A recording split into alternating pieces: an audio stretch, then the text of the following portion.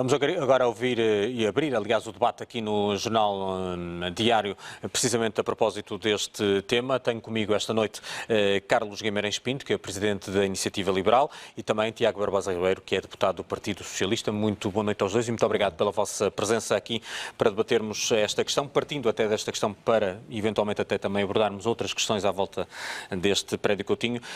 Carlos, começando por si, ouviu dizer numa entrevista recentíssima à RTP2 que ficava na dúvida se fosse morador, se saía ou não saía do prédio. O que é que para si está aqui em causa? É apenas a questão da indenização que está aqui em causa aos moradores ou há mais questões aqui à volta desta questão e que podem ou não determinar a saída das pessoas? Muito boa noite. Antes de mais, eu queria começar por dar os parabéns aos moradores do prédio Coutinho pela vitória judicial que tiveram hoje, que mostrou que a resistência de facto valeu a pena, que tinham a razão do seu lado e que a forma como tinham sido tratados anteriormente não era a forma correta e acho que o Tribunal mostrou hoje. Acho que claramente não podemos ter um Estado que, para fazer cumprir decisões judiciais que limitam o acesso à água, eletricidade e alimentação, é quase uma estratégia medieval que o nosso Estado fez.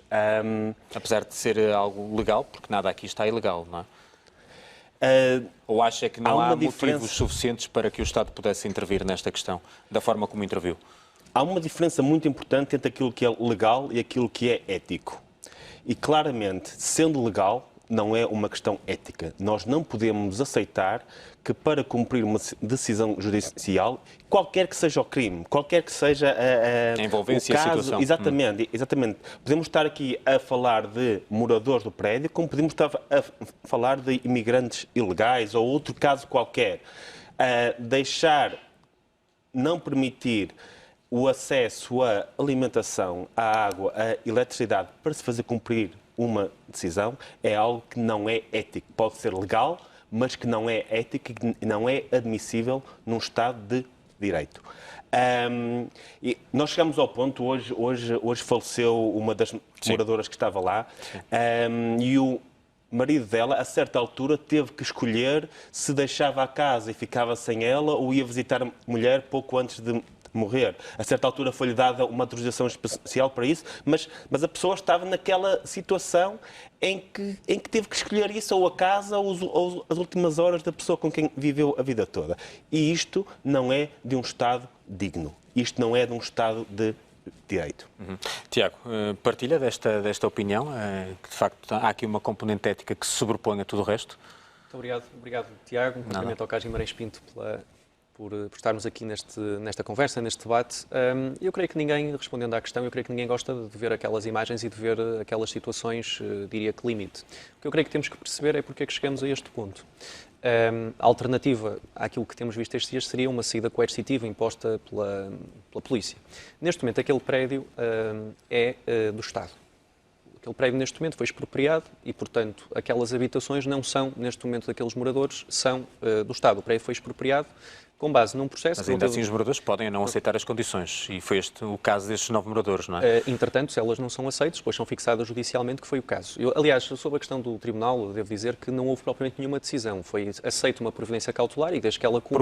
Provisória. E desde que ela cumpra os requisitos, é aceita e, portanto, haverá uma nova decisão. Aliás, isto aconteceu porque tinha havido uma providência cautelar que tinha dado 90 dias aos moradores para sair.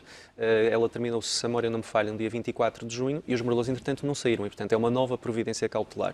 Agora o Estado irá pronunciar-se e veremos o desfecho. Não é? Agora, é importante perceber este processo. Este processo não tem a ver especificamente com este Presidente de Câmara, não tem a ver especificamente com este Governo, com os Ministérios, com as tutelas.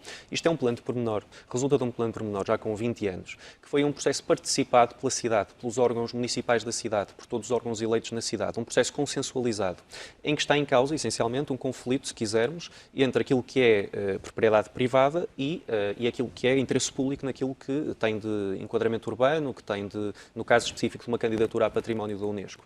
Houve um plano, e esse plano com a Polis, há coisa de 20 anos, envolveu toda uma operação de requalificação urbanística que tem a Biblioteca de Cisa Vieira, que tem a Praça do Arquiteto Távora, o Pavilhão de Souto Moura, a pedonalização do Centro Histórico e incluía a demolição daquele prédio. Essa demolição implicava 3 opções para aqueles moradores. 99 aceitaram, 99 daqueles focos aceitaram essas opções, 6 recusaram. Essas 3 opções são simples. Uma casa nova na proximidade do atual prédio, o designado prédio Coutinho, uma casa ligeiramente mais afastada, tanto quanto sei, mas com as mesmas vistas, digamos assim, do atual prédio, ou então uma indenização que está fixada em cerca de 200 mil euros por apartamento. E, portanto, aquilo que está em causa foi um conjunto, neste caso, de 6 moradores, 99 aceitaram, 6 não aceitaram, e de certa forma, o que temos ali é um conflito em que temos 6 detentores de imóveis que entram em conflito com um plano de pormenor que não foi decidido de forma coercitiva, foi decidido pelos órgãos municipais, foi votado pelos órgãos eleitos, pelo povo, pela cidade, pela fruição, pelo Estado, não é? indiretamente pelo Estado. Se quisermos e, portanto, colocar a coisa dessa forma. existe todo esse plano. E esse plano foi participado, foi decidido e envolve, como noutros casos, como por exemplo as demolições na Ria Formosa, como outro tipo de demolições que estão previstas ao abrigo do plano de ordenamento da Orla Costeira, por exemplo, são demolições que são previstas com base num valor que é o valor também da fruição patrimonial natural do ecossistema. Se construíssemos para dar um exemplo, uma torre não sei quantos andares na Ribeira do Porto, isso entrava em conflito com a fruição da Ribeira do Porto por parte dos restantes cidadãos. E, portanto, é este conflito que neste momento está em cima da mesa. Sendo certo que todas as decisões, este é um processo que já se arrasta há 19 anos, se a memória não me falha, a figura da expropriação é uma figura legal, é uma figura que tem que ser validada pelo Estado, pelos tribunais, pelo poder do Estado de Direito, e todas as decisões, incluindo uma no Tribunal Constitucional, deram razão ao Estado, deram razão à demolição daquele edifício, incluindo uma providência cautelar, nos termos, tanto quanto sei, eu não a conheço a providência cautelar nos seus detalhes, mas tanto quanto sei é similar a outra providência cautelar que já tinha sido posta e tinham dado 90 dias, os moradores resistentes, digamos assim, perderam essa providência cautelar e depois violaram também aquilo que tinha sido imposto pelo Tribunal. E, portanto, de facto, é uma questão que eu creio que tem que imperar aqui algum bom senso, mas o bom senso também no respeito pela lei e no respeito pela gestão participada de uma cidade, neste caso Viana do Castelo. Eu estou à vontade, sou do Porto, mas compreendo o plano que ali foi feito e os objetivos que presidem à intervenção urbanística naquela zona. Uhum. Percebo que temos aqui posições antagónicas, Carlos Guimarães Pinto. A minha pergunta vai no sentido de perceber se, na sua opinião, uma vez que defende uma menor intervenção do Estado, até em questões que têm a ver como esta que estamos aqui a debater, neste caso específico, entende que a vontade de uma minoria deve se sobrepor à vontade de uma larga maioria que decidiu construir ali, por exemplo, um mercado? Parece-me que acha que faz sentido? Deve ser colocada de outra forma, que é se uma minoria adquiriu de forma legal os seus direitos de propriedade, ou seja, o Estado licenciou aquilo, na altura com os critérios estéticos que existiam na altura, porque o prédio é legal, foi construído de forma legal, as pessoas compraram de forma legal, ao longo de todos estes anos pagaram todos os seus impostos, aliás, disseram-me hoje de tarde que os moradores que ainda lá estão pagaram o IMI para este ano já, portanto, já pagaram todos os seus impostos e de um momento para o outro, por uma decisão que é meramente conjuntural, que é estética, que é conjuntural, violam-se todos os direitos que foram adquiridos de forma legal e aqui não importa que seja uma minoria de pessoas, podia ser só uma pessoa, mas essa pessoa adquiriu os seus direitos de forma legal e só deve abdicar deles de forma voluntária. Se aceitarmos que uma pessoa possa abdicar dos seus direitos de forma coerciva por algo tão espúrio como critérios estéticos que podem alterar, ninguém nos diz que daqui a 10 anos não se vai construir outro prédio exatamente igual lá, que o PDM não muda e que os critérios estéticos alteram-se e que estas pessoas que agora estão a ser coercivamente expulsas daquilo que é a sua propriedade privada não vão ver lá nascer um prédio exatamente igual ou da mesma dimensão que o que está lá. A questão estética é importante, é de interesse público, mas é definida a quando do licenciamento da obra. Se o Estado muda de opinião, mas não pode mudar. Então o Estado tem que convencer as pessoas a voluntariamente cederem da posição que adquiriram legalmente. Mas como é que o pode fazer, Carlos? Porque senão estamos numa situação em que há outro interesse público que se sobrepõe aqui ao interesse estético, que é a confiança nas instituições. Como é que, de hoje para amanhã, vamos ter um conjunto de pessoas que acreditam que compram um prédio, que investem as suas poupanças, que investem a sua vida num local e que não sabem se, por uma decisão qualquer aleatória, vão perder a casa das suas vidas de forma coerciva, que é o que está a acontecer a estas pessoas. Mas mesmo assim estão a ser compensadas, não é? Acha que essa compensação não é suficiente para elas deixarem o prédio? Não sou eu que tenho que achar isso.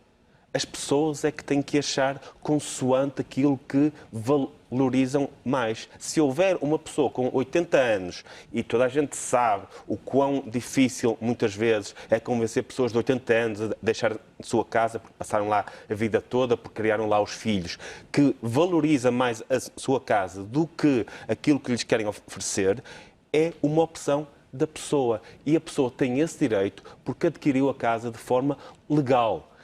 E nós estamos perante um Estado gangster que se atravessa, que para fazer cumprir por um critério basicamente espúrio, nesta altura, em relação ao interesse da confiança pública nas instituições, em relação a isso, o interesse público estético é irrelevante e que, por causa disso, foram ao ponto de cortar água, eletricidade, alimentação, sequer visitas. Vamos ser claros, nós estamos a chegar a um ponto em que, se admitirmos isto, nós, enquanto povo, enquanto eleitores, enquanto cidadãos, se admitirmos que o Estado possa limitar desta forma os direitos das pessoas por uma simples questão estética, porque é isso que está em causa. É uma questão estética que é sempre subjetiva. Se estamos a admitir, nós, enquanto povo, que o Estado possa fazer isso, é um caminho muito perigoso. É um caminho muito perigoso, porque amanhã não se sabe. Hoje é o prédio Coutinho, amanhã pode ser outro prédio qualquer de uma pessoa que, por acaso, entra em conflito com o Presidente da Câmara ou com o poder local e que, por acaso, o seu prédio deixa de ser bonito de um dia para o outro. Está-se a abrir um precedente muito, muito perigoso. Tiago, quais é que devem ser os limites da intervenção do Estado em casos como estes? E temos outros, certamente há pouco falou na questão do ordenamento da orla costeira. Temos o caso do edifício Transparente, por exemplo, aqui na cidade do Porto, os bares de praia e outras situações. São bons exemplos. Sim. Quais é que entende que são os limites a essa intervenção do Estado que defenda? Eu creio que há aqui duas dimensões. A primeira tem a ver com aquilo que é designado por interesse público, e aquilo que é designado por interesse público tem a ver com a definição desse interesse no confronto com o interesse particular. Exemplos: construções na Escarpa da Rábida, aqui na cidade do Porto, um exemplo evidente, mas também construções selvagens em cima, por exemplo, das praias, que têm outro tipo de impacto, e aí já entramos no critério técnico, questões de erosão costeira e questões dessa natureza, mas, inevitavelmente, existe a evidência de que, naquele caso concreto, o Estado tem um limite, e esse limite é determinado pelos tribunais. Sendo limitado pelos tribunais, é, em última análise, aquilo que definirá o bom senso último, digamos assim, para a intervenção da força coercitiva do Estado. Agora, não estamos a falar, nós não estamos a falar de alguém que acordou hoje ou ontem e decidiu: vamos tirar aqueles últimos moradores daquelas casas. Estamos a falar de um processo participado ao longo de quase 20 anos, com sucessivas decisões judiciais, em função não de uma vontade temporária ou conjuntural, mas sim em torno de uma definição de intervenção, no caso do Centro Histórico de Viana do Castelo, que, se quisermos, está a tirar valor à própria cidade, com a impossibilidade da candidatura a património da Unesco, que é um dos pontos fundamentais para a atribuição para aquela demolição. No limite, se nós quiséssemos entrar neste conflito em termos absolutos, não teríamos até hoje nenhuma autoestrada do país, não teríamos aeroportos, e no aeroporto do Porto, por exemplo, e não teríamos linhas de comboio, que resultaram naturalmente de expropriações de casas e de bens de pessoas. A expropriação é uma figura legal, e é uma figura legal que está prevista para ser utilizada de acordo com as regras, é uma figura constitucional, não viola nenhum preceito nesse sentido, tem a cumprir um conjunto de procedimentos e de regras, e obviamente que não é feito por definições conjunturais de estética, não é isso que está em causa.